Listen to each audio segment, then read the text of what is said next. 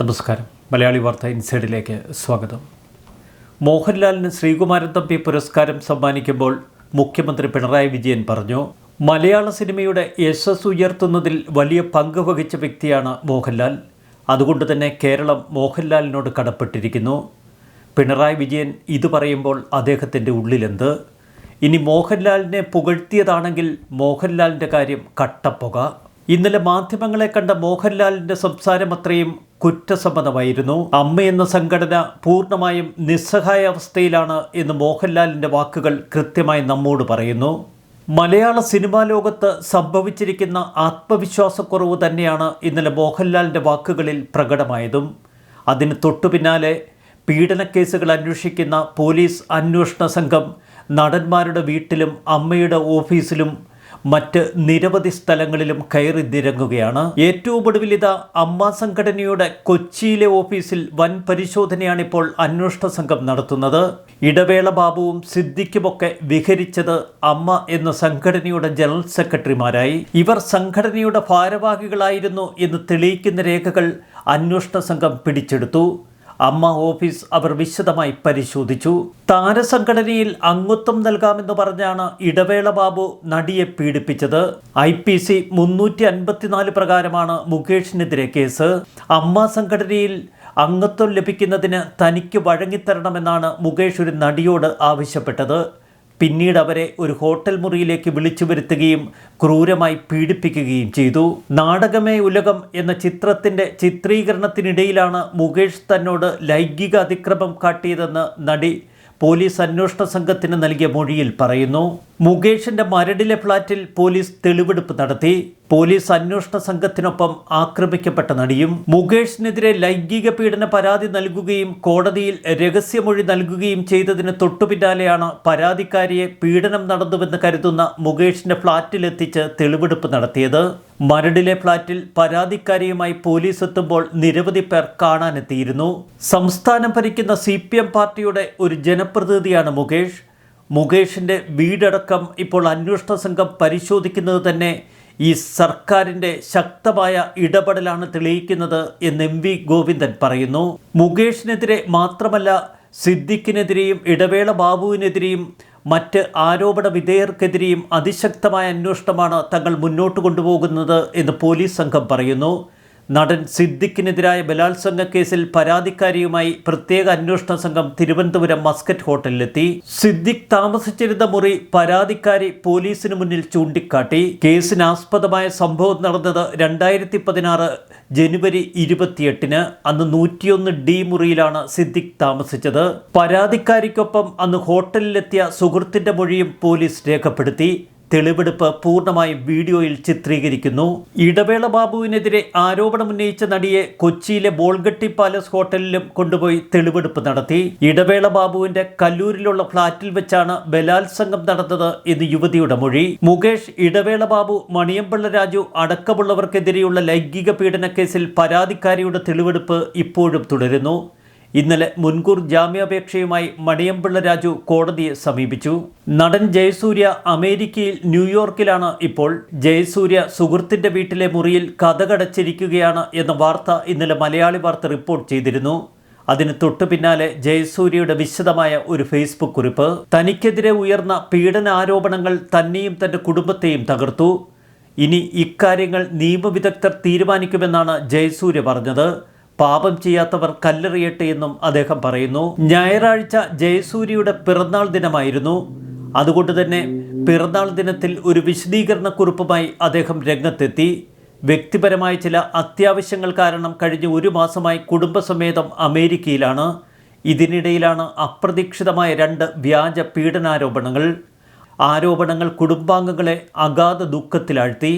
ആർക്കും ഇത്തരം വ്യാജാരോപണങ്ങൾ ആർക്ക് നേരെയും ഉയർത്താം.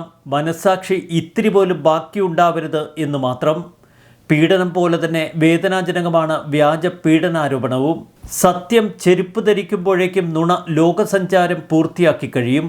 എങ്കിലും അന്തിമ വിജയം സത്യത്തിനായിരിക്കുമെന്നാണ് ജയസൂര്യയുടെ കുറിപ്പ്. അമേരിക്കയിലെ ജോലികൾ തീർത്ത് താൻ തിരികെ വരും. നിരപരാധിത്വം തെളിയിക്കാൻ ഇനി നിയമ പോരാട്ടം തുടരും. നമ്മുടെ നീതിന്യായ വ്യവസ്ഥയിൽ ഞാൻ പൂർണ്ണമായും വിശ്വസിക്കുന്നു. പാപം ചെയ്യാത്തവർ കല്ലെറിയട്ടെ ഇത് ജയസൂര്യ പറയുമ്പോൾ ജയസൂര്യയുടെ 4 വിരലുകൾ അദ്ദേഹത്തിൻ്റെ നെഞ്ചത്തേക്ക് തന്നെ തിരിഞ്ഞു നിൽക്കുന്നു. തൻ്റെ ഏറ്റവും അടുത്ത സുഹൃത്തുക്കളായ മുകേഷും സിദ്ദിഖുമൊക്കെ വീണ് മണ്ണ് കപ്പുന്ന കാഴ്ചയാണ് അങ്ങ് കേരളത്തിൽ. അതുകൊണ്ട് തന്നെ അമേരിക്കയിൽ നിന്ന് കേരളത്തിലേക്ക് തിരിക്കാൻ ജയസൂര്യയ്ക്ക് മുട്ടിടിക്കുന്നു. അതുകൊണ്ടാണ് ഇത്തരം ഫേസ്ബുക്ക് കുറിപ്പുകളുമായി നടൻ രംഗത്തെത്തിയിരിക്കുന്നത്. ഇക്കഴിഞ്ഞ ദിവസം തെന്നിന്ത്യയിലെ ഏറ്റവും പ്രമുഖ നടികളിലൊരാളായ രാധിക ശരത് കുമാർ അതിശക്തമായ ആരോപണങ്ങളാണ് മലയാള സിനിമാ ലോകത്തിനെതിരെ എഴുതിയിരിക്കുന്നത്. മലയാള സിനിമാ ലൊക്കേഷനുകളിലുള്ള കാരവനിൽ സ്ത്രീകളുടെ നഗ്നചിത്രങ്ങൾ കൂട്ടത്തോടെ പകർത്തുന്നുവെന്നാണ് അവർ ആരോപണമുന്നയിച്ചത്. നടിമാരുടെ നഗ്നത ഇത്തരത്തിൽ ഒളിക്യാമറകൾ ഉപയോഗിച്ച് പകർത്തി പിന്നീട് ലൊക്കേഷനുകളിൽ ആണുങ്ങൾ കൂട്ടത്തോടെ ഇരുന്ന് അവ കണ്ടാസ്വദിക്കുന്നു. നടന്മാരുടെയും സിനിമാ പ്രവർത്തകരുടെയും ഒക്കെ ഫോണുകളിൽ ഓരോ ഫോൾഡറുകളാക്കി നടിമാരുടെ നഗ്നചിത്രങ്ങളും വീഡിയോകളും സൂക്ഷിക്കുന്നുവെന്നാണ് അവർ ആരോപണമുന്നയിച്ചത്. ഇക്കാര്യങ്ങൾ വിശദമായി അന്വേഷിക്കുമെന്ന് സർക്കാർ അറിയിച്ചു കഴിഞ്ഞു. തൊട്ടുപിന്നാലെ പഴയകാല നടി ചാർമിള കളത്തിലിറങ്ങി. ഒരു കാലത്ത് ബാബു ആൻ്റണിയുമായി ചേർത്ത് വെച്ച് ചാർമിള ഒരുപാട് വിവാദങ്ങൾ ഉയർത്തിയിരുന്നു. എന്നാൽ ഇപ്പോൾ ചാർമിള ഉയർത്തിയിരിക്കുന്നത് അതീവ ഗുരുതരമായ ആരോപണങ്ങൾ. സംവിധായകൻ ഹരിഹരൻ അപമര്യാദയായി പെരുമാറി എന്ന ഗുരുതര ആരോപണമാണ് ചാർമിള ഉയർത്തുന്നത്. മലയാള സിനിമയിലെ 28 പേർ തന്നോട് അപമര്യാദയായി പെരുമാറി. വഴങ്ങാൻ തയ്യാറാവാത്തതുകൊണ്ട് സിനിമയിൽ നിന്ന് ഒഴിവാക്കപ്പെട്ടു. ഒരു സിനിമയുടെ നിർമ്മാതാക്കളും സുഹൃത്തുക്കളും ചേർന്ന് തന്നെ പീഡിപ്പിക്കാൻ ശ്രമിച്ചു. സംവിധായകൻ ഹരിഹരൻ അഡ്ജസ്റ്റ്മെൻറ്റിന് തയ്യാറാണോ എന്ന് വിഷ്ണു എന്ന നടൻ വഴി തന്നോട് ചോദിച്ചു. വഴങ്ങാൻ തയ്യാറല്ല എന്ന് പറഞ്ഞതോടെ പരിണയം എന്ന സിനിമയിൽ നിന്ന് താൻ ഒഴിവാക്കപ്പെട്ടു. എന്നാൽ തൻ്റെ പല സുഹൃത്തുക്കളും ഈ വലയിൽ പെട്ടുപോയി എന്നാണ് ചാർമിള പറയുന്നത്. ദുരനുഭവമുണ്ടായ ആളുകളുടെ പേരുകൾ താൻ പറയുന്നില്ല. തനിക്ക് മകനുണ്ടെന്നും അതുകൊണ്ട് തന്നെ മറ്റ് നിയമ നടപടികളിലേക്ക് കടക്കാൻ താല്പര്യമില്ലെന്നും ചാർമിള പറയുന്നു. ചെറുപ്പക്കാരികളെ മാത്രമല്ല മലയാള സിനിമയിലെ പ്രവർത്തകരും നടന്മാരും പ്രായമുള്ള സ്ത്രീകളോട് പോലും മോശമായി പെരുമാറുന്നു എന്ന ആരോപണം മറ്റൊരു നടി ഉയർത്തുന്നു. സംവിധായകൻ്റെ താല്പര്യത്തിന് വഴങ്ങാത്തതുകൊണ്ട് 19 തവണ റീടേക്ക് എടുക്കേണ്ടി വന്ന ഒരവസ്ഥ വന്ന നടി. കൊച്ചിയിൽ ഹോട്ടലിലേക്കുള്ള ക്ഷണം തള്ളിയതുകൊണ്ട് ഒരു ചിത്രത്തിൽ നിന്ന് താൻ ഒഴിവാക്കപ്പെട്ടു എന്നും അവർ പറയുന്നു. ജേക്കബിൻ്റെ സ്വർഗരാജ്യം അടക്കമുള്ള കാമ്പുള്ള കഥാപാത്രങ്ങളിലൂടെ വെള്ളിത്തിരിയിലേക്ക് വന്ന കരുത്തുറ്റ ഒരു നടിയായിരുന്നു ലക്ഷ്മി രാമകൃഷ്ണൻ. ലക്ഷ്മി രാമകൃഷ്ണനാണ് ഇപ്പോൾ പറയുന്നത് മലയാള സിനിമാ സെറ്റുകളിൽ മുതിർന്ന സ്ത്രീകൾക്ക് പോലും രക്ഷയില്ല എന്ന്. കുടുംബചിത്രങ്ങളുടെ പ്രേക്ഷകർക്ക് പ്രിയങ്കരനായ സംവിധായകൻ കൊച്ചിയിലെ ഹോട്ടൽ മുറിയിലേക്ക് തന്നെ ക്ഷണിച്ചു. അപ്പോൾ താൻ ചുട്ട മറുപടി കൊടുത്തുവെന്നാണ് ലക്ഷ്മി പറയുന്നത്. എന്നാൽ സിനിമയിൽ നിന്ന് താൻ ഒഴിവാക്കപ്പെട്ടു. തമിഴ്നാട്ടിൽ അമ്മ വേഷങ്ങൾ അഭിനയിക്കുന്ന നടിമാർക്ക് തമിഴ് സെറ്റുകളിൽ വലിയ ബഹുമാനം ലഭിക്കും. എന്നാൽ കേരളത്തിൽ അത്തരത്തിലൊരു ബഹുമാനം ലഭിക്കില്ല എന്ന് മാത്രമല്ല പലരും പച്ചയ്ക്ക് വഴങ്ങുന്ന കാര്യം തന്നെയാണ് സംസാരിക്കുന്നത്. ആരോപണങ്ങൾ ശക്തമാകുന്നു. ഇപ്പോൾ പീഡന മുൾമുനയിൽ നിൽക്കുന്ന നടന്മാർക്കെതിരെ സംസ്ഥാന സർക്കാർ നിയോഗിച്ച അന്വേഷണ സംഘം ശക്തമായ അന്വേഷണ നടപടികളുമായി മുന്നോട്ട് പോകുന്നു. മുകേഷിനെതിരെ മാത്രമല്ല സിദ്ദിഖിനെതിരെയും ഇടവേള ബാബുവിനെതിരെയും സംവിധായകൻ രഞ്ജിത്തിനെതിരെയും ഒക്കെ അന്വേഷണ സംഘം ഓരോ ദിവസവും കടുപ്പിക്കുകയാണ് തങ്ങളുടെ നടപടികൾ.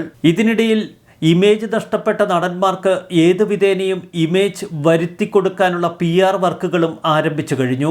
ഇന്നലെ മുഖ്യമന്ത്രി പിണറായി വിജയൻ മോഹൻലാലിനെ ചേർത്ത് നിർത്തിയെങ്കിലും അദ്ദേഹത്തിൻ്റെ സംഭാഷണങ്ങളിൽ പോലും ചില സംശയങ്ങൾ ബാക്കി നിൽക്കുന്നു. മലയാള സിനിമാ ലോകവും ഹേമ കമ്മിറ്റി റിപ്പോർട്ടുമൊക്കെ ഇന്നലെ മുഖ്യമന്ത്രി പരാമർശിച്ചു. തൊട്ടപ്പുറത്ത് മോഹൻലാലിൻ്റെ ആത്മവിശ്വാസക്കുറവ് തന്നെയാണ് മലയാള സിനിമാ ലോകത്തിൻ്റെ ഇപ്പോഴത്തെ അവസ്ഥ നമുക്ക് മുന്നിൽ കൃത്യമായി വെളിവാക്കി തരുന്നതും. അത്ര എളുപ്പമല്ല ഈ ദുരവസ്ഥയിൽ നിന്ന് ഇവർ കരകയറാൻ. ന്യൂസ് ഡെസ്ക് മലയാളി വാർത്ത ഇൻസൈഡ്.